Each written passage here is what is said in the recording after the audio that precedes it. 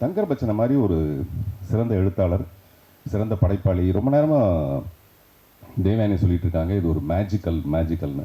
ஆக்சுவலாக இந்த படமே ஒரு மேஜிக்னா கண்கட்டு வித்தைன்னு அர்த்தம். அதாவது நமக்கு கண்ணுக்கு எதிர்க்கவே வந்து இங்கே ட்ரெயின் காணாமல் போயிடும், யானை காணாமல் போயிடும், அதெல்லாம் ஸ்டேஜில் பண்ணி காட்டுவாங்க. அப்படின்னா என்ன அர்த்தம்? நம்ம கண்ணை கட்டி விட்டுட்டு பண்ணிடுறது. இந்த கதையும் அந்த மாதிரியான ஒரு விஷயம். எப்படின்னா நம்ம எல்லாருமே எடுத்துக்குவோம், சண்முகம் மாதிரி அவன் ஒரு வெட்டினரி டாக்டர். இந்த விஷயத்தை நான் எதுக்காக சொல்கிறேன்னா, நாளைக்கு படம் பார்க்குற ஆடியன்ஸுக்கு இந்த படம் ஒரு புதுவிதமான ஒரு ட்ரிகர் பண்ணணும். நான் சொல்கிற விஷயமும் படத்தில் இருக்கிற விஷயம் சரியாக இருக்கான்னு பார்க்குறதுக்கான ஒரு புதுசான ஒரு விஷயத்தை ஏற்படுத்தணுங்கிறதுக்காக சொல்கிறேன். மற்றபடி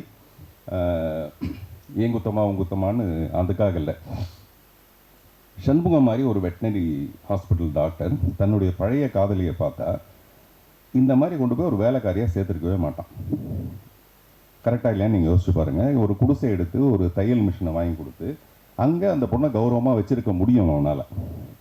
ஆனால் இந்த கதையோட போக்கை தங்கர் பச்சன் செஞ்ச விதம் எப்படி இருக்குன்னா, நம்ம எல்லாருக்குள்ளே அந்த காதல்னு ஒரு விஷயம் வந்து எவ்வளோ பெரிய இம்பேக்டை ஏற்படுத்தணும்னா, இதை நான் ஃபஸ்ட் டே ஷூட்டிங் டே கேட்டேன். என்னுடைய வீடு பங்களாவில் ஷூட்டிங் நடக்கும்போது நான் கேட்டேன், இவ்வளோ வசதியாக இருக்கிற ஒருத்தன் எதுக்காக அந்த காதலியை வந்து வேலைக்காரியாக கொண்டு போய் நடராஜன் வீட்டில் சேர்க்கணும்? எதுக்காக தண்ணி வீட்டில் வந்து வேலைக்காரியாக சேர்க்கணும்? அதுக்கு பதிலாக ஒரு தையல் மிஷினை வாங்கி கொடுத்து கௌரவமாக வச்சுருக்கலாமே. அப்புறம் அவர் சொன்னார், இல்லை சார், இந்த கதையோட போக்கு காதலியை பற்றினது கிடையாது, ஒவ்வொருத்தரோட மனசில் இருக்கிற காதலை பற்றுது. அப்படின்னா நான் என்ன சொல்ல வரேன்னா, ஒரு யதார்த்தமற்ற ஒரு காதல் இது. காதலுங்கிறதே யதார்த்தமற்றது தான், அது வேறு விஷயம். அந்த காதல் கதையை இவ்வளவு சிறப்பாக 22 வருஷம் கழித்து இந்த படத்தை பற்றி பேச வைக்கணும்னா, அது ஒரு கதாசிரியரான தங்கர் பச்சனை மீறி ஒரு டைரக்டரான தங்கர் பச்சனால் மட்டும்தான் அதை சாதிக்க முடிச்சிருக்கு. இதுதான் நான் சொல்ல வந்தேன். கதையில் இருக்கிற நெருடல்ன்றது நம்ம நல்லா யோசிச்சு பார்த்தோம்னா நமக்கு நல்லா தெரியும். அவளை எப்படியாவது ஒரு இடத்துல கொண்டு போய் ஒரு நல்லபடியாக வாழ வச்சிருக்கலாமே, எதுக்கு போய் இவ்வளோ கஷ்டப்பட வைக்கணும்ன்ட்டு. இது வந்து கதைக்குள்ளே இருக்கிற ஒரு கதாசிரியர்கள் டிஸ்கஸ் பண்ணுற ஒரு விஷயம்.